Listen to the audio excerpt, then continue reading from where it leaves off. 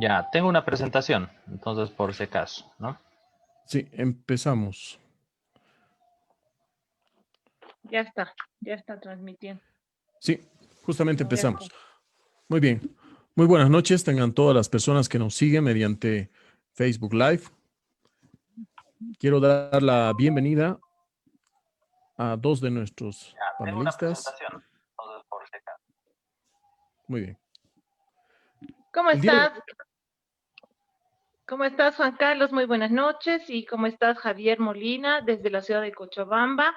Hoy iniciamos nuestro programa como todos los días lunes, así que seas bienvenido. Y bueno, nuevamente te cedo la palabra, Juan Carlos, para que puedas hacer la presentación del temario que hemos escogido para hoy lunes.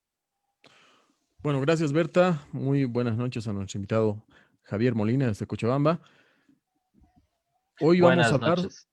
hoy vamos a hablar sobre las fallas y trampas de nuestro sistema democrático. Esto obviamente en perspectiva hacia las elecciones generales de este 18 de octubre. Damos la muy buenas noches, por supuesto ya lo decíamos también a nuestro invitado, el arquitecto Javier Molina, expresidente de la JCI Internacional, también activista de Masa Crítica Canate de Cochabamba y actualmente también es parte del Colegio de Arquitectos y es presidente de la Sociedad de Estudios Urbanos. Ten muy buenas noches, Javier, y por supuesto, con relación al tema que tiene que ver con la democracia, eh, te escuchamos en cuanto a tus impresiones y a tu análisis coyuntural. Muy bien, primero, buenas noches, muchas gracias por la invitación, Berta, Juan Carlos. Esta invitación pues empezó porque la semana pasada subí un video, ¿no? En mis redes sociales. También tengo un canal de YouTube que se llama Educación Politic.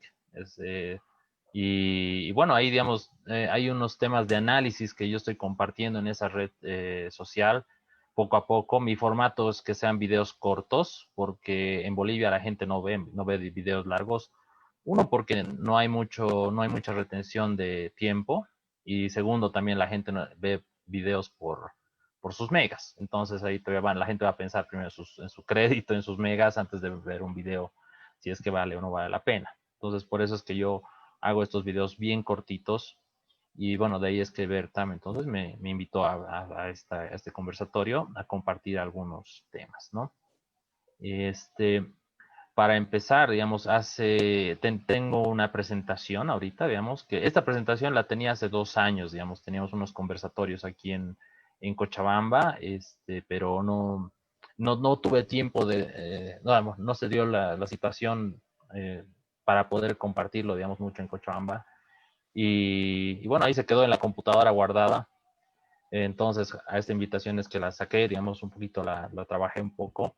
Y bueno, se las voy a compartir, ¿no? Entonces necesito Ok, que el anfitrión me habilitamos, habilite. habilitamos la pantalla enseguida. Permíteme, por favor.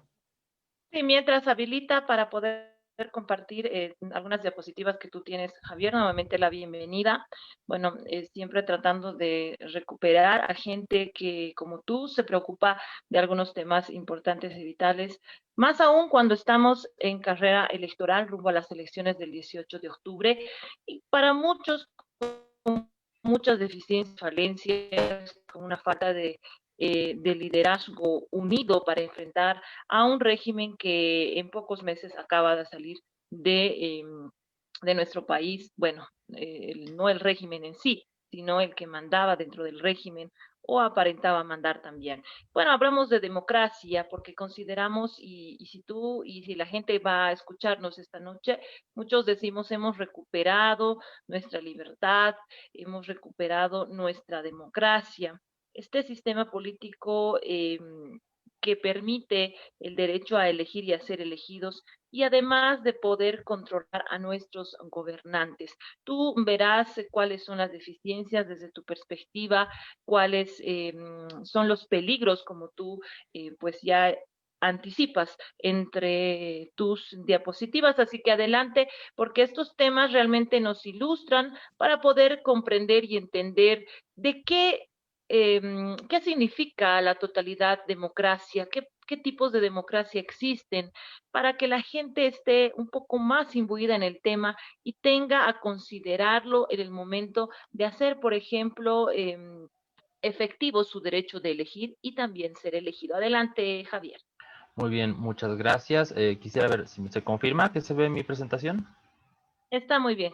Perfecto. Entonces, esta presentación la elaboré hace 2 años. Entonces, y así la puse. Entonces, alerta, democracia en peligro de muerte en Bolivia. Y, y bueno, eso fue hace 2 años. Entonces, pero ya ha habido un pequeño cambio. Entonces, un pequeño gran cambio. Se puede decir que hemos tenido esta revolución de las tititas.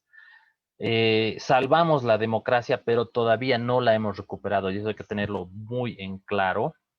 Y aprovechando, digamos, aquí el Internet, o sea, que tiene tantas buenas bondades, estamos hablando de, podemos tener información y ahora podemos compartirla gracias a las redes sociales. O sea, esta plataforma por el Facebook, el Zoom, entonces, y que alguien está invirtiendo tiempo, es que podemos compartir esta información y así podemos empoderar a la gente. Ha sido la gente empoderada que ha derrocado a este aspirante a dictador, porque era un aspirante a dictador, así de simple. Ya no entró democráticamente, pero ya estaba manipulando la situación. Y bueno, entonces, de peligro de muerte, puedo decir que todavía nuestra democracia es frágil. Entonces, y tenemos que mejorarla, tenemos que fortalecerla, y vamos a ver algunos puntos débiles de nuestra democracia. Hay mucho, pero vamos a tocar algunos puntos fuertes aquí, ¿no? Esto lo puse hace 2 años, teníamos la democracia en los tiempos del Instagram, pero ahorita debe ser por el TikTok, digamos, deberías actualizar. Pero vamos a ver, avanzando, ¿no? Primero, ¿de dónde he sacado algunos datos? Aquí, la revista The Economist es una revista pública que semanalmente sale en Londres y desde 1843. Entonces, hace análisis de economía, pero también de política. Y hace investigación. De ahí sacó una unidad de esta revista que es Intelligence Unit, que viene a ser entonces una división de investigación. Y vamos a ver entonces, se les ha ocurrido en 2006 elaborar un índice de democracia y en diferentes partes del mundo de 167 países.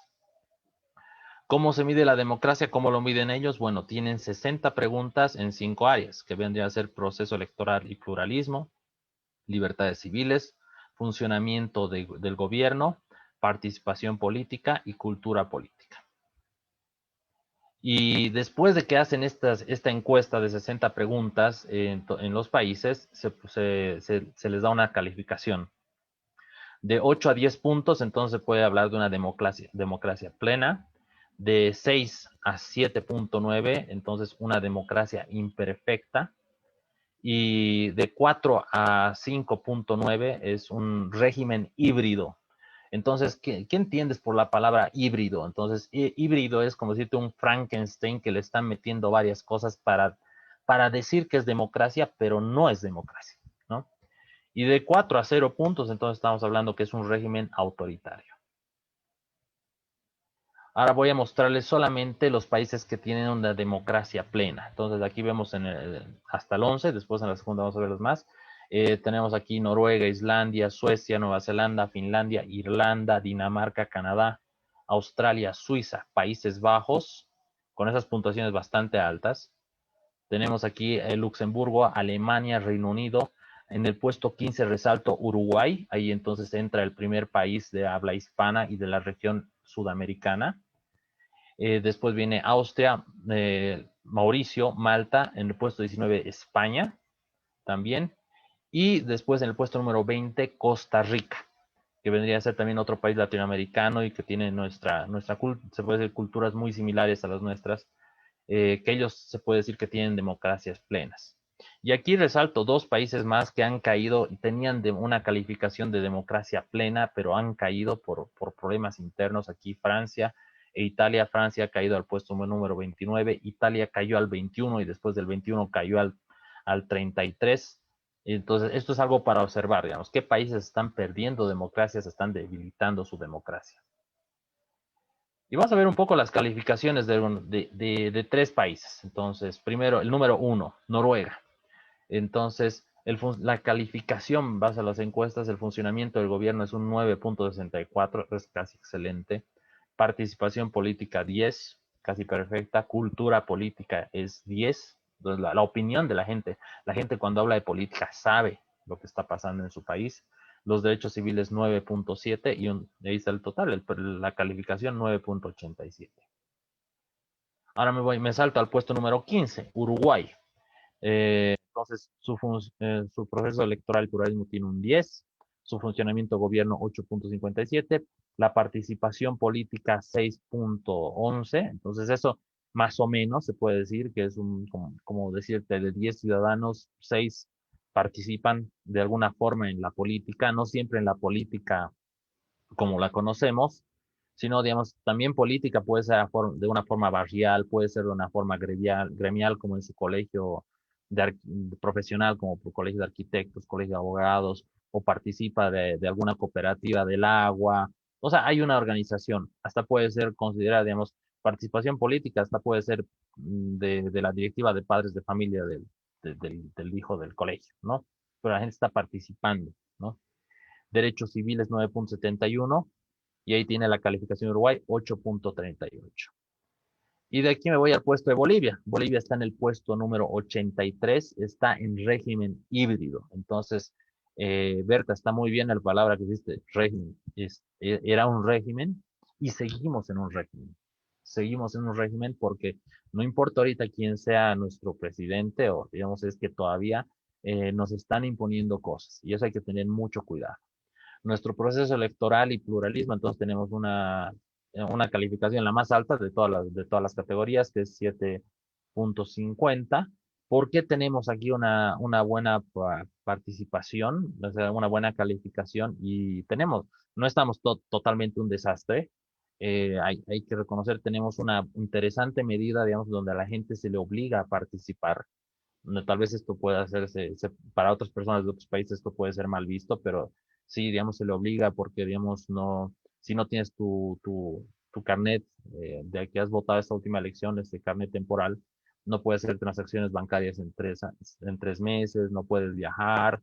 Entonces la gente está obligada a participar, entonces está obligada a decidir y no ser indiferente. Entonces, y eso es algo que resaltan muchos países del mundo sobre Bolivia, sobre esta medida.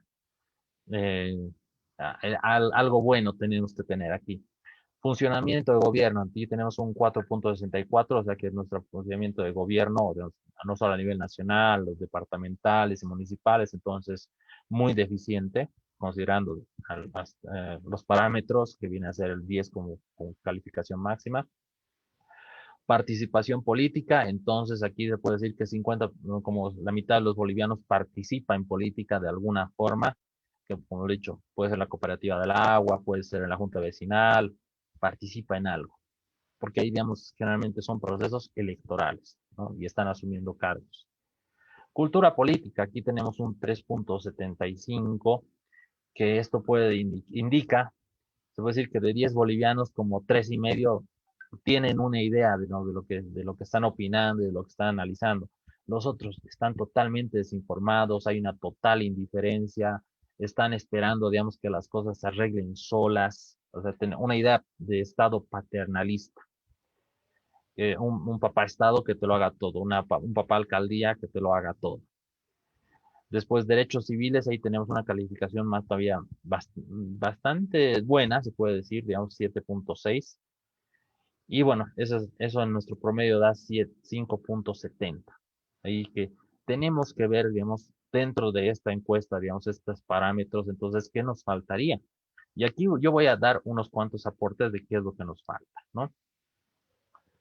En el índice de democracia, aquí, digamos, vemos de nuestra región cuáles vienen a ser nuestras calificaciones. Aquí vemos Venezuela, Cuba como estados en rojo, Bolivia todavía, después Nicaragua, y los otros países, digamos, ahí, eh, vecinos de Nicaragua, Salvador, Guatemala, digamos que también están con una debilidad en su democracia.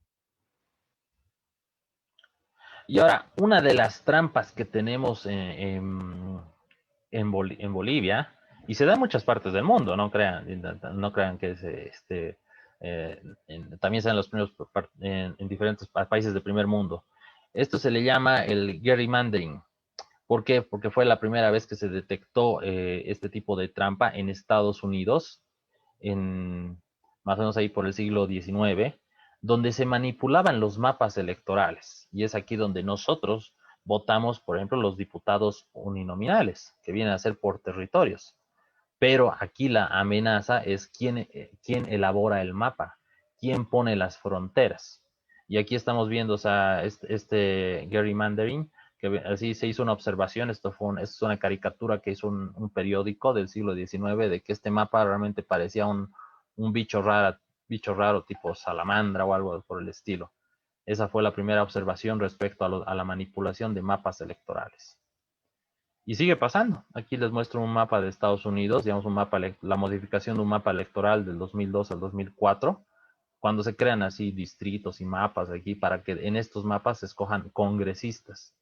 Y la gente ha aprendido, los partidos políticos en gobierno, aprendido a manipular los mapas electorales en base a las poblaciones o a las estadísticas. Y aquí tenemos unos mapas electorales muy deformes y muy observables. O sea, realmente patético, digamos, ver este tipo de mapas en Estados Unidos, ¿no? O sea, Estados Unidos tiene una calificación no de democracia plena. Si se dan cuenta en la lista, no estaba Estados Unidos como una democracia plena, pero estaba, digamos, como una democracia imperfecta. Y bueno, y es en base a estos factores, digamos, que también se considera que Estados Unidos es una democracia imperfecta, pero no es un régimen híbrido. Ahora les voy a mostrar un poco en mi departamento, Cochabamba, cómo son estos mapas electorales. Aquí estamos viendo los mapas de las circunscripciones uninominales, que para empezar ahí tengo mi primera observación es el nombre, circunscripción uninominal. Estamos hablando de que aquí tenemos una población que tiene un nivel de lectura muy bajo y donde tal vez tiene un vocabulario de 300 palabras y encima le pones uninominal, circunscripción uninominal, o sea, un concepto trabalenguas, que la población de más escasos recursos o de más limitación educativa, entonces no va a poder retener. Para ellos hay que bautizar con palabras fáciles para la gente. Y ahí es donde en ese sentido yo me peleo con los profesionales, gente un poco más académicas, para decirle, hagamos más simple la comunicación con la gente, si no nos alejamos entre nosotros. Entonces por eso hay que usar términos más simples, digamos, distritos territoriales. Eso es más fácil para decir, en vez de ¿qué es más fácil de entender? ¿Un diputado uninominal o diputado territorial? Si usas la palabra territorial, entonces el votante dice, bueno, ya tiene un sentido de apropiación de que este es mi diputado y a este le tengo que exigir cosas, porque él vota territorialmente por mí. Él levanta la mano por mi territorio. Entonces, aquí les voy a mostrar en este mapa, aquí tenemos la circunscripción número 27, que en la siguiente lámina les voy a decir, digamos, cuál es la observación, y la circunscripción número 26. Aquí va a ser un acercamiento. ¿Por qué? Entonces, porque el mapa ha sido alterado. Entonces, ha sido alterado en el sentido, aquí se le ha salido como un tentáculo, un pedacito que va hacia, que es Tiquipaya, y la otra que viene a ser Vinto. Y en la circunscripción número 26 viene a ser Sipe-Sipe. Entonces, ahí viene a haber una manipulación de los mapas electorales por el tipo de población. Entonces, es todo el distrito 27, por ejemplo, digamos, ahí voy a volver a la lámina anterior, toda la circunscripción 27, en promedio, para el departamento de Cochabamba tienen que tener estos mapas se elaboran por población. Se calcula que tienen que ser unos 200,000 habitantes y Tiquipaya tiene unos 50,000 votantes. Por lo tanto, de esta forma se les impone a la gente de Tiquipaya un diputado uninominal que no los va a representar, porque justo Tiquipaya ya es una parte, se puede decir, urbana, casi urbana de Cochabamba.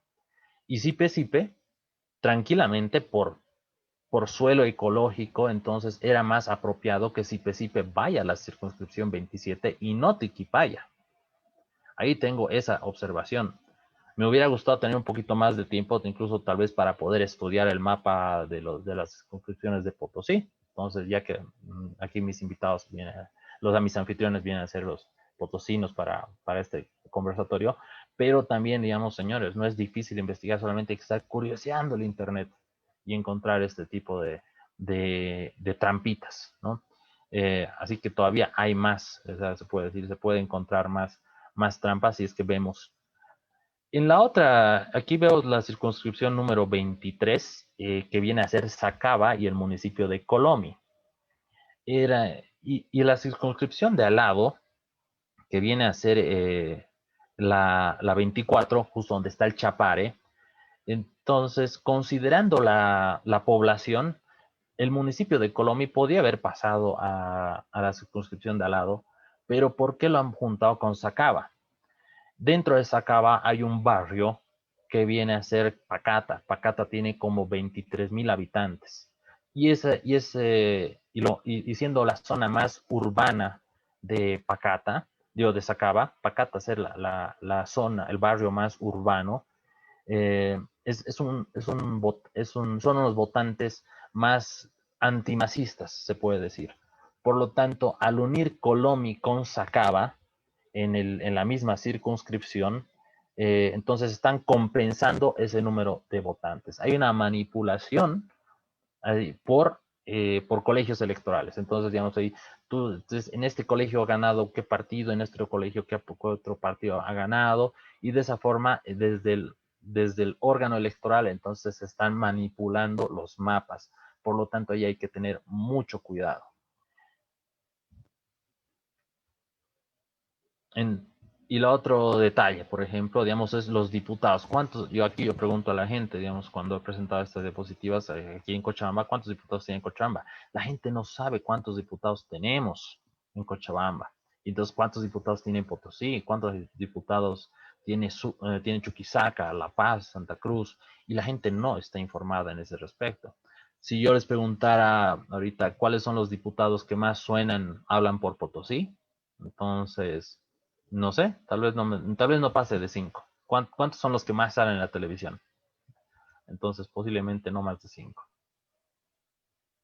Y estos son nuestros diputados uninominales que no sabemos sus caras, o sea, son pocos los que salen en la televisión. La mayoría de estos han sido masistas. El que está con un cuadro rojo, entonces entró con Unidad Demócrata y después a las 2 semanas se pasó al movimiento al socialismo. O sea, se ha pasado un tránsfuga pasa, ha sido fácilmente comprado. Una traición al territorio. Entonces, justo ese era el diputado de mi circunscripción y por lo tanto, digamos, nos competía a nosotros a él exigirle a este diputado Gutiérrez, que entonces todo lo que tiene que hacer. Entonces, cada uno de nosotros los bolivianos tenemos que saber quién es nuestro diputado y a esa persona tenemos que exigirle. Esa persona también tendría que tener algunas asambleas, conversatorios con su pueblo, no solamente con su territorio, no solamente, digamos, ya votó y se esconde ahí. Ese es nuestro principal problema. Tenemos aquí otra persona, me acuerdo esta persona inferior, digamos, donde estoy señalando con el cabello rubio, que es una cantante de un grupo folclórico, prácticamente, digamos, en base así se escogen a los diputados, quién es más popular, entonces quién puede ganar, y claro, entonces de esa forma garantizaban esas diputaciones. Los diputados plurinominales, entonces ahí tenemos que entender en nuestro sistema electoral cuántos diputados le tocan, digamos, a cada partido, digamos, hay unos cálculos que tenemos que entender el sistema de reparto a nivel departamental, donde aquí tenemos aquí 4 diputados, los que están con un recuadro amarillo vienen a ser diputados de oposición y los que están con azul vienen a ser del movimiento al socialismo. Y como les recalco, entonces los diputados que más sobresalían de Cochabamba en la televisión de la oposición era Shirley Franco y Norma Pierola. Los otros también de oposición realmente brillaban en su ausencia. Brillaban en su ausencia. El diputado Gutiérrez, el otro diputado aquí, Gutiérrez, que también está de amarillo, que votamos por él, estaba en procesos por chachón, porque también por faltar en el Parlamento, entonces también se pasa lista, no va a estar recibiendo sueldo de no ir todavía, ¿no? Entonces, hay gente que nos represente, a que luche por nosotros, y resulta que se viene a chachar, entonces, y no viene, no da declaraciones en la tele. ¿Qué tipo de representante tenemos hasta para que sea oposición? Eso es súper importante, conocer a las personas y exigirles.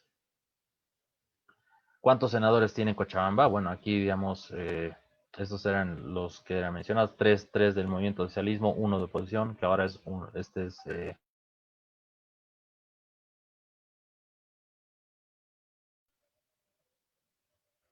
y por lo tanto, bueno, aquí, digamos, el mensaje para la población, entonces, tienes que saber quiénes son tus concejales municipales, tienes que saber quiénes son tus subalcaldes, quiénes son tus presidentes de distrito, o quiénes son los presidentes de tus OTBs o juntas vecinales. De esa forma tienes más participación. Participación y tú como ciudadano empoderando. Cuando los políticos saben que tú sabes, cuando los políticos se dan cuenta que tú estás informado, se cuidan. Se cuidan y se esmeran en hacer mejor las cosas porque ya saben que están siendo observados. Y si hay una ciudadanía empoderada que incluso sabe manejar redes sociales, que sabe ir a la televisión, que sabe ser entrevistada, entonces empiezan a hacer un poquito mejor las cosas, empiezan a hacer caso a la población, porque los estamos viendo. Entonces, y los tenemos identificados. Hay muchos que están ocultos en el anonimato y han estado hasta 20 años en el Congreso, en el Parlamento, o eran viceministros, otras cosas, y no sabíamos. La actual presidenta Yanine Áñez ha estado casi los 14 años, ha estado en el Parlamento, así, 2 gestiones de diputada y una gestión de senadora. Entonces, y recién sale a la vista pública. Entonces, si entiendes cómo es el sistema, entonces nadie te puede mamar. Eso hay que tenerlo bien claro. Hay que entender cómo es el sistema electoral. Y bueno, aquí digamos algo que tal vez no sé cuánta gente podrá saber, entender esta lógica. Entonces, ¿qué es una república? En teoría. Tenemos el órgano ejecutivo, el legislativo y el judicial, que tendrían que tener un equilibrio de poderes, ¿no? Donde todos tendrían que tener la misma fuerza para que cada uno se fiscalice uno al otro. Y les voy a poner un ejemplo. Por ejemplo, aquí Donald Trump entonces entra y resulta que le bloquean una de sus medidas, o un juez, o le bloquea el Senado, o le bloquea su parlamento. Incluso los de su propio partido le han bloqueado cosas. Y esa es la separación de poderes. Ya se vienen las elecciones de Estados Unidos y ya han pasado 4 años y no ha construido el famoso muro que prometía, ¿no? Porque le han hecho observaciones, de presupuesto, le han hecho observaciones si era una buena idea, o digamos hasta por sentido ideológico, ¿no? Digamos, vale o no vale la pena hacer ese muro, porque hay separación de poderes en Estados Unidos y se cumplen. Y un juez le para el coche a Donald Trump, y el Parlamento le para, el Congreso de Estados Unidos le para el coche, y de sus mismos partidarios. Pero ¿cómo es la separación de poderes en nuestra Latinoamérica? Tenemos un órgano ejecutivo poderoso, tenemos un órgano legislativo que puede ser, que tiene más limitaciones, y el órgano judicial, ese puntito amarillo que ha quedado disminuido en su totalidad, ¿no? Pero, digamos, a cada vez estamos perdiendo más con estos órganos de poder, y en el populismo, que ahorita es lo que está recayendo y está destruyendo Latinoamérica, tenemos un órgano ejecutivo más poderoso que prácticamente se está comiendo el ejecutivo, y tenemos esos puntitos amarillos pequeños que viene a ser el órgano judicial, viene a ser también el defensor del pueblo, viene a ser la corte electoral, el órgano electoral, que son los nuevos órganos de poder, que deberían ser independientes, pero no son independientes, son manipulados por el Ejecutivo. ¿Por qué el órgano judicial lo pongo, digamos, tan pequeño? El presupuesto que tiene en el Tesoro General de la Nación, el órgano judicial es el 0.24%. Eso es nada. O sea, el dinero para que se haga justicia en este país es nada.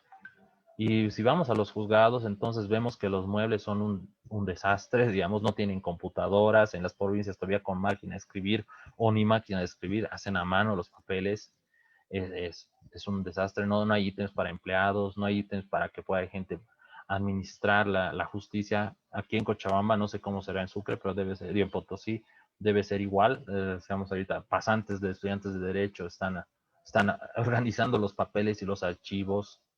Es una lágrima. Entonces para el órgano judicial, si queremos justicia, entonces tiene que haber un presupuesto, tiene que haber ítems, tiene que haber, por ejemplo, cada juez debería tener, o trabajadores sociales, deberían tener también psicólogos a la mano para hacer un perfil psicológico de la gente demandada, digamos así, asesinos, violadores, estafadores, que hagan todas las investigaciones y el juez pueda tomar decisiones, o sea, de forma más justa, por decir, si es que queremos justicia. Y bueno, los otros datos que quería aportarles, digamos, bueno, no me dio tiempo para ponerle una diapositiva, pero era, digamos, cuáles son los requisitos para formar un partido político en Bolivia. Eso estaba investigando.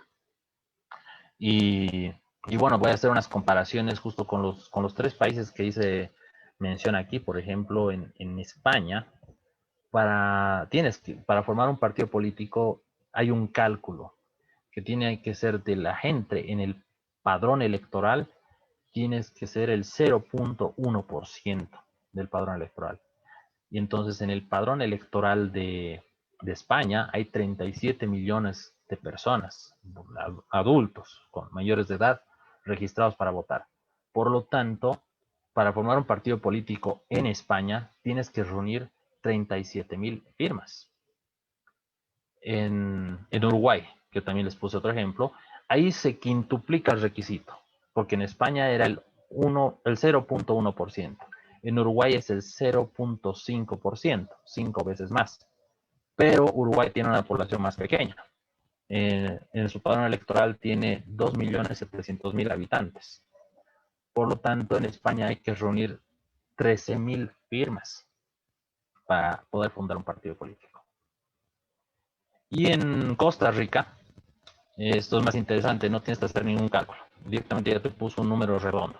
Reuní 3,000 firmas y ya fundas un partido político.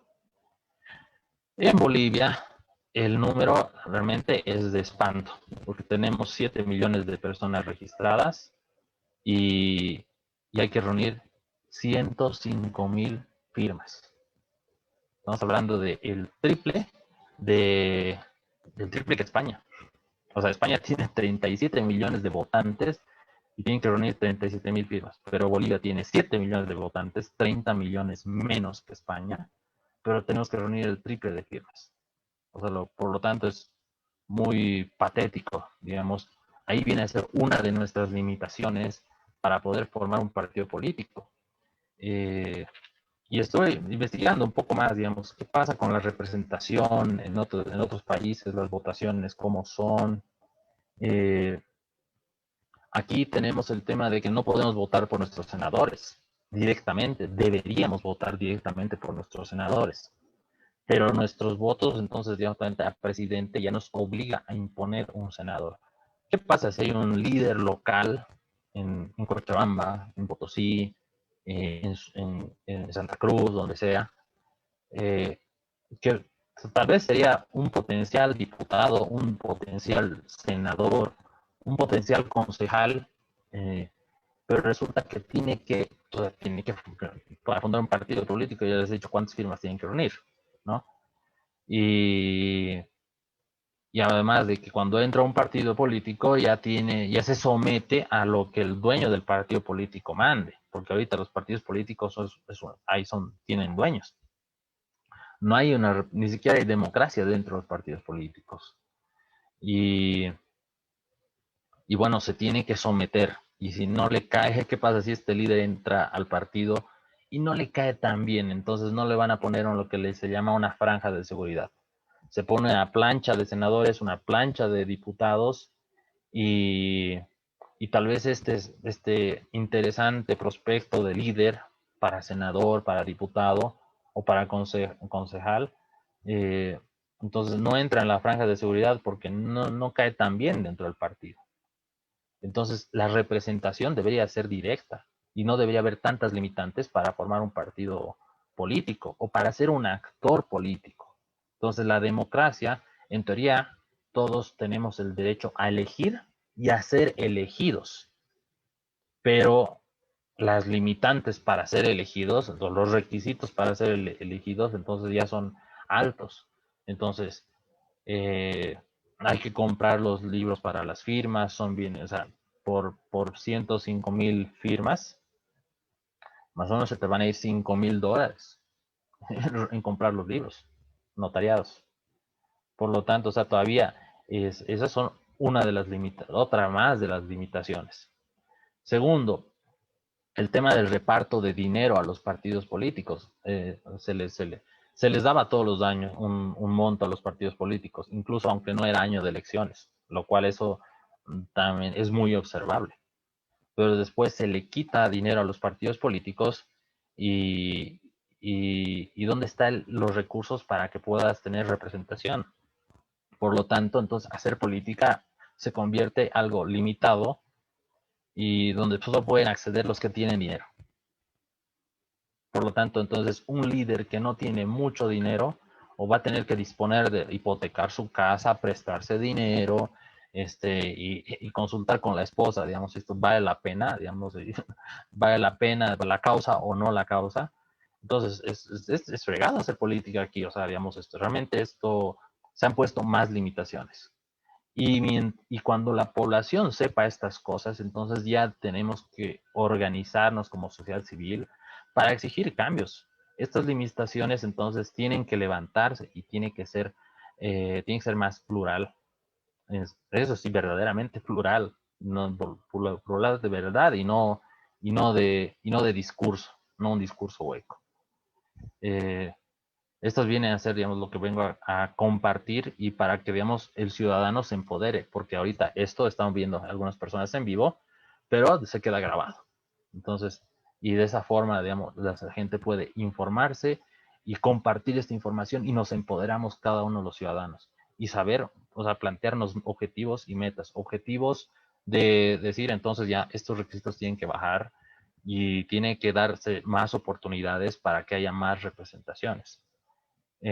Votaciones por diputados, votar por senadores, votar por concejales tal vez independientes y de esa forma entonces va a haber ciudadanos más con mayor capacidad porque realmente eso es las limitantes de la democracia. Y con esa parte, digamos, con eso terminaría mi presentación, Berta y Juan Carlos.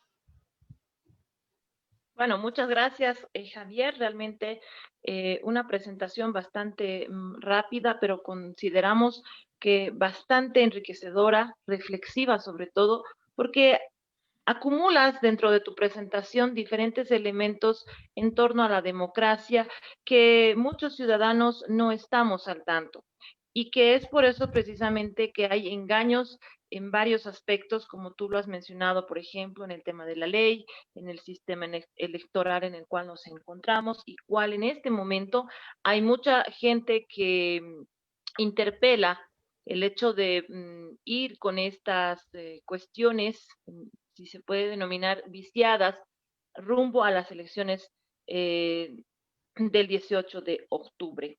La democracia plena que tú mencionabas, pues vale la pena reflexionar, porque consideramos también que es muy difícil hacer política y rescatamos tus palabras cuando decías que hablamos de democracia en teoría, pero que lamentablemente en la práctica es muy distinto. Y eso empezamos desde nuestros propios partidos políticos, dentro de los propios agrupaciones que están inmersas para hacer la política diaria, la llamaremos así. Bueno, hay pocos, pocos intereses, por ejemplo, con el tema relacionado a la cultura política boliviana, que es fundamental y que hay aspectos que se arrastran desde la época de la colonia. ¿no? El caso del centralismo, eh, bueno, que representan pilares fundamentales para interpelar, reflexionar sobre lo que hoy precisamente vivimos, ¿no? El hecho de que parece que la democracia para nosotros es algo muy difícil de alcanzar, pues precisamente lo arrastramos desde nuestros ancestros, ¿no? Una mentalidad realmente de la que no hemos podido avanzar.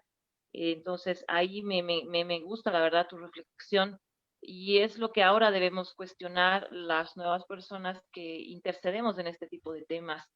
¿Para qué? Para cambiar nuestra forma de hacer la política. Ahí tú dabas hace pocos minutos atrás, en relación a que se deben cambiar las maneras de poder ser más fáciles hacer política, porque hay muchos líderes en nuestros departamentos, en nuestras ciudades e incluso en las provincias que lamentablemente por no tener esa posibilidad de ingresar a partidos políticos donde lamentablemente tienes que poner tu plata, porque, y eso para nadie es extraño, las franjas de seguridad muchas veces son compradas. Y si un líder compra un cargo político, ¿qué podemos esperar el día de mañana? El que él vaya a recuperar o ella vaya a recuperar ese monto de dinero porque nada ha sido gratis en la campaña, por ejemplo. O que nosotros decidamos, como se lo hacen en otras partes del mundo, decidir a senadores que realmente no vayan solamente a ganar el sueldo, sino también a hacer gestión, a defender nuestros intereses. Y creo que es un cambio estructural que se debería dar en relación al sistema electoral. Y bueno, ahí empiezan a cuestionarse algunos aspectos.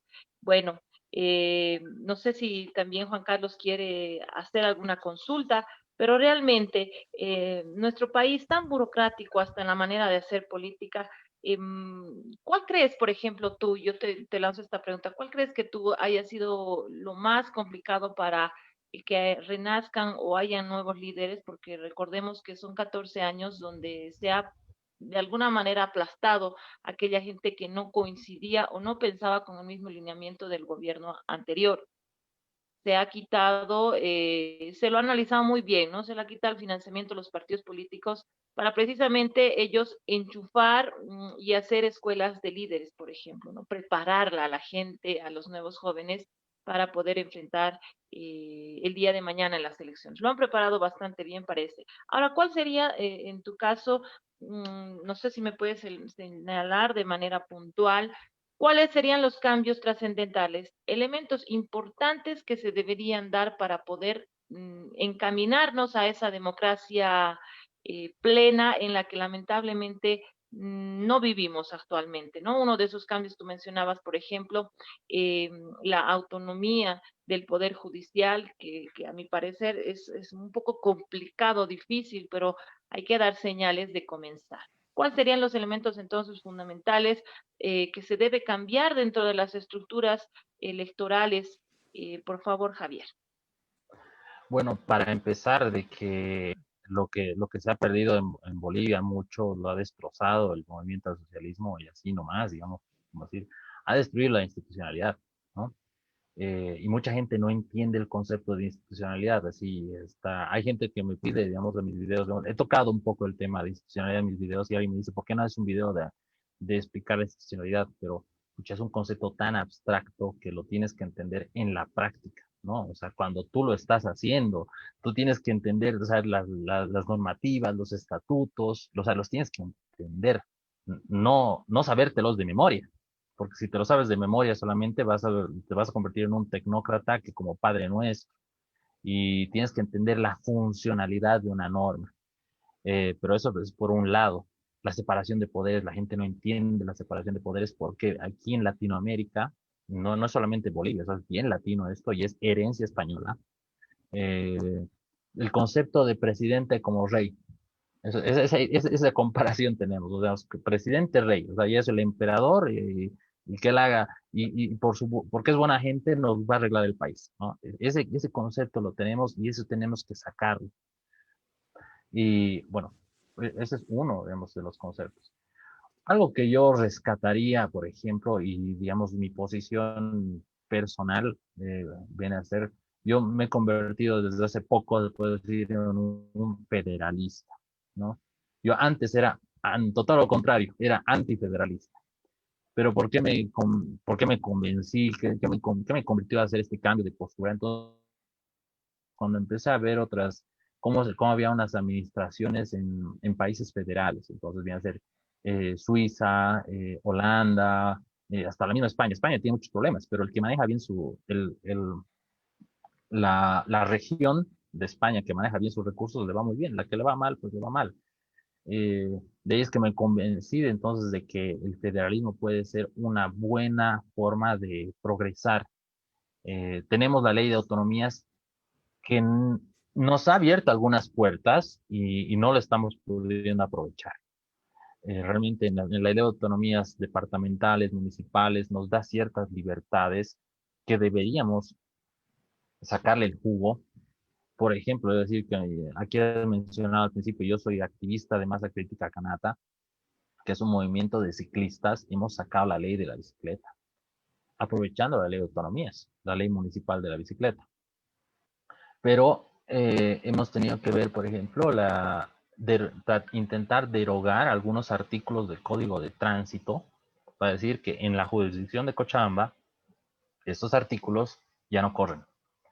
Y ahí la alcaldía no, pero digamos que tiene miedo, ¿cómo vamos a ir en contra de una ley nacional? Pero hay un órgano que viene a ser el Centro de Autonomías, donde tú puedes consultar, digamos, esto es anticonstitucional o no, digamos, y nos dicen, sí, puede correr, o sea, ustedes pueden solicitar, digamos, de que estos artículos de Código de Tránsito no corran en Cochabamba, pero a la alcaldía le dio miedo.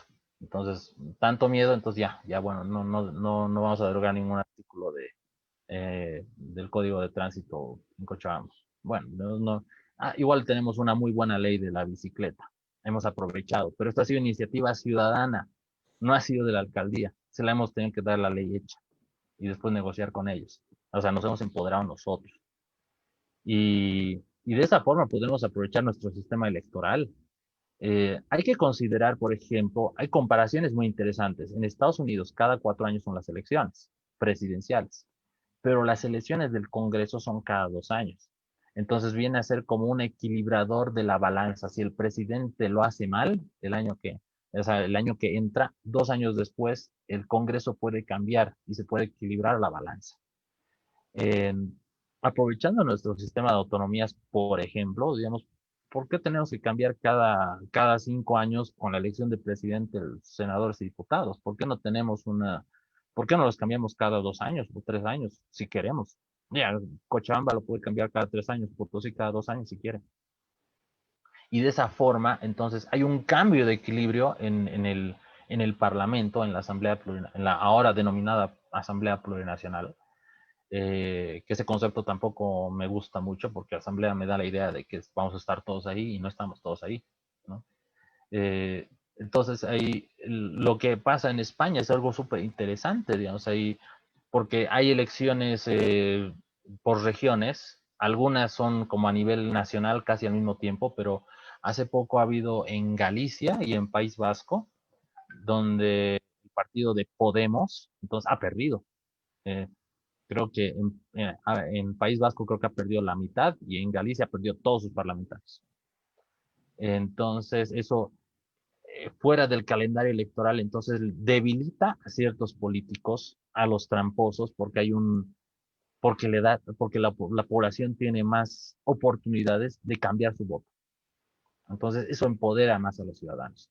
Incluso en España, entonces vale la pena considerar que hay partidos locales y es partidos locales, así como decirte partidos del País Vasco, entonces que no tienen que tener un partido nacional, solo tienen que ser un partido regional y entran al Parlamento y votan.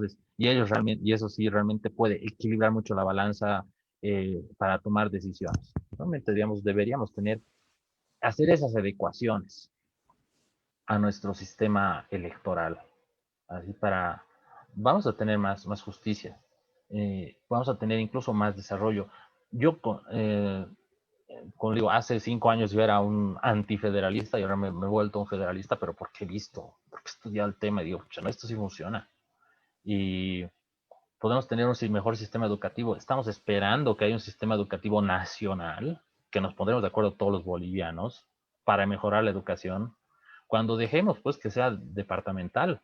Entonces, si cada departamento haga su experimento, porque hay que experimentar, o experimentamos a nivel nacional, y que va a ser más lento ponernos de acuerdo y tomar decisiones, o que los 9 departamentos, cada uno haga su experimento, y el que le vaya mejor, entonces comparamos y le copiamos. El mismo tema de impuestos.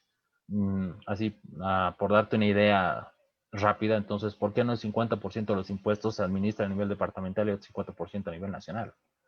Entonces, hay un juego de equilibrios, se puede decir, digamos que si una fábrica le ofrecen a una empresa X, le ofrecen mejores condiciones, entonces una empresa tarijeña, una empresa en Tarija, tal vez por una buena oferta de impuestos, entonces resulta que le conviene mejor irse a Potosí, y no siempre a la ciudad de Potosí, puede irse a Tupiza, ¿no?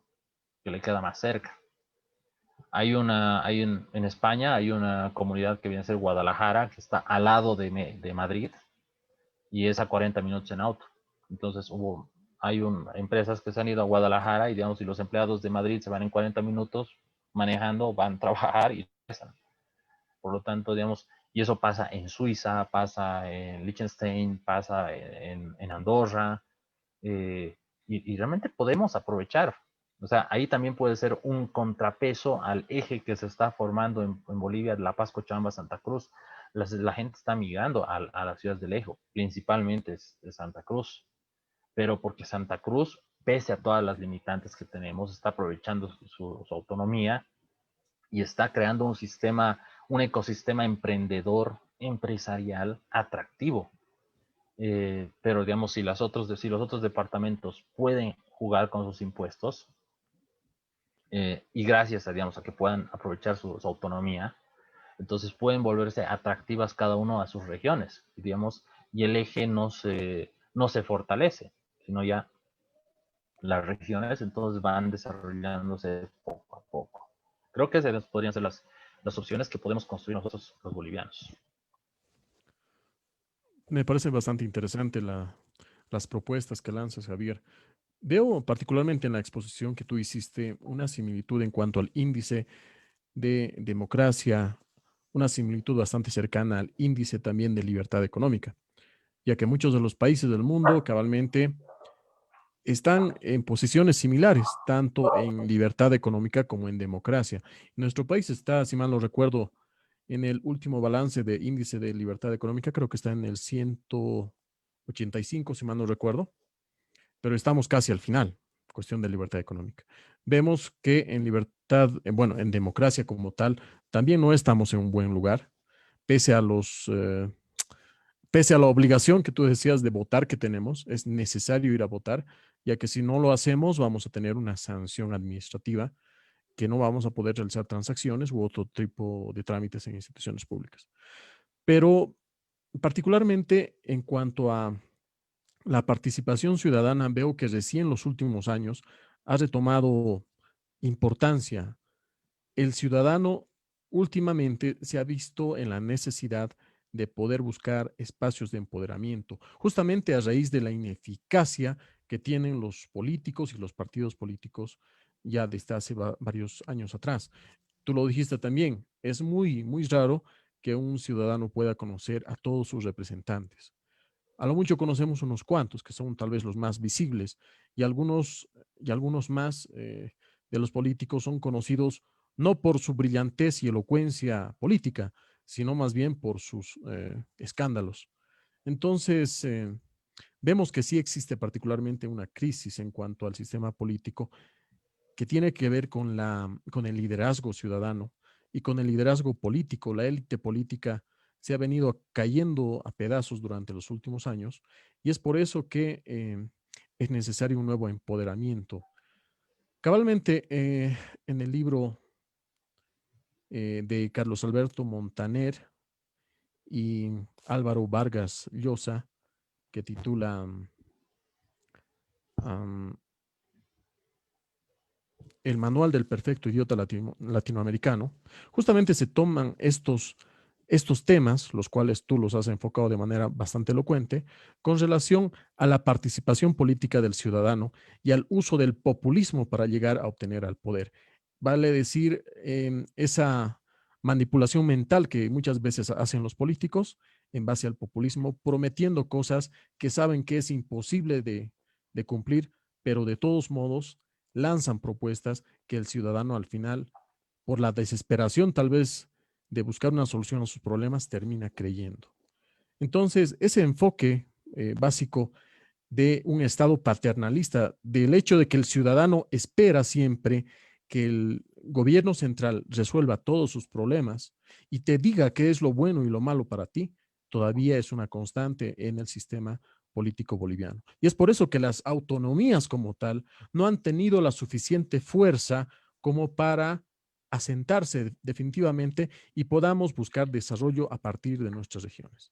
Me parece muy importante el hecho de ahondar en estos temas, de buscar más allá de lo que vemos en nuestros representantes políticos, porque si bien es cierto, el concepto de democracia es bastante rimbombante, bastante bonito en su esencia, la práctica es lo que todavía nos falta.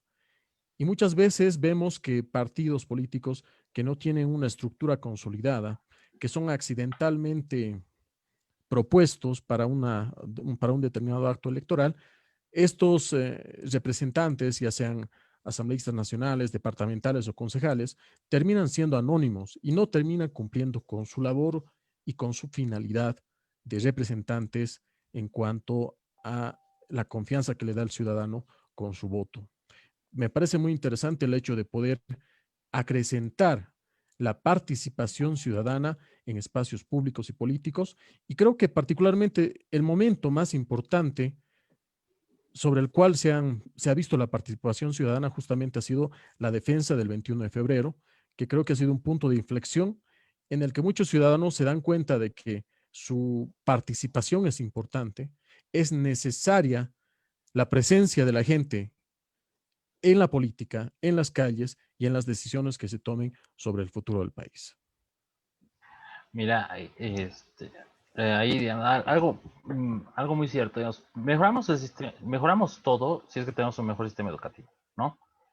Pero hay cosas que son demasiado elementales, digamos, que a la persona hasta menos letrada puede entender, ¿no?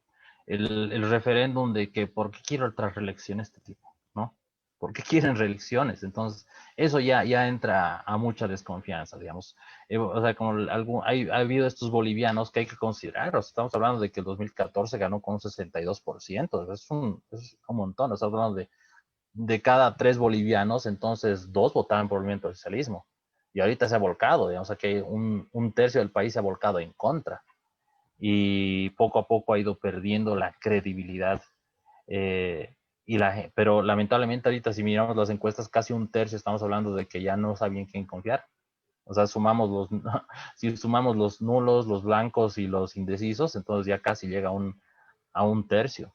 Que posiblemente este tercio es un voto, alguna vez votó por Evo Morales, pero puede volver a votarlo si es que las otras opciones no son agradables. Tenemos ese peligro. Y, y bueno, aprovechar de que tenemos estas herramientas ha sido gracias a las redes sociales, digamos, la prensa, lamentablemente la prensa escrita, la televisiva, la radial, no deciden, principalmente la prensa televisiva, decide qué es importante, qué no es importante, qué ocupa su espacio en la televisión y qué cosa no ocupa su espacio en la televisión. Ahí, y eso desinforma a la gente. Digamos, ahorita ya ha habido un feminicidio, pero realmente nos está mostrando el feminicidio toda la semana. El funeral, post-funeral, digamos, cómo llora. Y después los otros temas importantes también no están entrando, digamos, eso. O puro show, es farándula, digamos que, no sé, digamos que la pareja de Ricky Martin, otras cosas, digamos, ahí, que no nos informan. A la radio la estamos subestimando. La radio llega a mucha gente, ¿no? La radio, digamos, tranquilamente se escucha en un, en un micro y toda la gente está encerrada en el micro escuchando lo que quiere ver, ¿no? La gente no estamos yendo a la radio. Entonces deberíamos aprovechar porque las radios están pidiendo contenido. O sea, y el contenido lo damos nosotros. Hay varios espacios ahí que no lo estamos aprovechando. Y el otro que estamos ahorita son las redes sociales. Esta misma plataforma ahorita está cumpliendo, se queda grabada, entonces la gente lo mira. Mi canal, digamos, también en YouTube, que viene a ser educación política, entonces para eso, o sea, para eso está aportando. No solamente para Bolivia, digamos, mi aspiración en el canal viene a ser a nivel Latinoamérica, porque ya eso también, el Internet trasciende fronteras. En mi canal de YouTube prácticamente 70% viene a ser fuera de Bolivia. Entonces, porque también toco tema internacional, temas internacionales que nos tienen que servir de análisis a nosotros, a los bolivianos, qué hace bien uno, qué hace mal el otro, qué es lo que ha pasado en Argentina. Entonces, lo que ha pasado en Argentina no puede pasar a nosotros. El presidente Macri lo ha arruinado lo ha hecho tan mal que han vuelto los Kirchner. Entonces, el siguiente presidente, sea Carlos Mesa o quien sea, entonces si lo hace tan mal, pues regresa Evo Morales. Y ahorita en Argentina, digamos, los Kirchner están más salvajes, están metiendo todas sus políticas a uno de los canales de YouTube, al Presto, digamos, uno conocido, digamos, lo han metido a la cárcel, digamos, ahora lo han sacado felizmente porque ha habido un escándalo, ¿no? Entonces la gente se ha pronunciado, los demás youtubers hasta de España, digamos, pero hay que considerar, digamos, ahorita regresa al poder el movimiento socialismo y ustedes creen que no se van a querer vengar de las ciudades, no se van a querer vengar de las empresas, o sea, con todo van a darle. Se creían intocables. Cuando tú ves todas las medidas de corrupción, o sea, han dejado fallas para que se los pesquen, pero realmente esas fallas las han dejado porque estaban confiados que se iban a quedar toda la vida como en Cuba. Y, y no hay que confiarnos, realmente no hay que confiar y hay que educar a la población, hay que dar esta información. Tenemos estoy hablando casi un 35% de gente que tiene una cultura política, pero el otro 65% no tiene nada.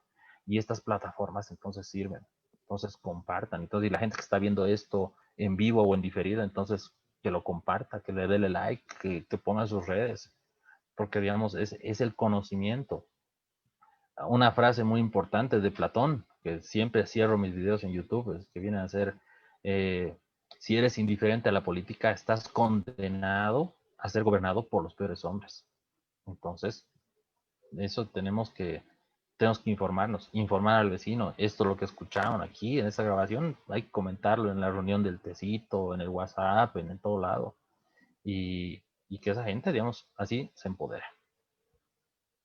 Bueno, muchas gracias, Javier. Realmente tus palabras bastante reflexivas y muy encantada, por supuesto, y seguramente también comparte conmigo la misma opinión. Juan Carlos, empezamos un lunes muy enriquecedor, porque realmente la información es lo prioritario para nosotros. El conocimiento yo creo que es lo que nos va a sacar del letargo. Y como tú muy bien decías, la educación es el pilar fundamental y en esta pandemia definitivamente nos hemos dado que habíamos tenido una educación bastante retrógrada.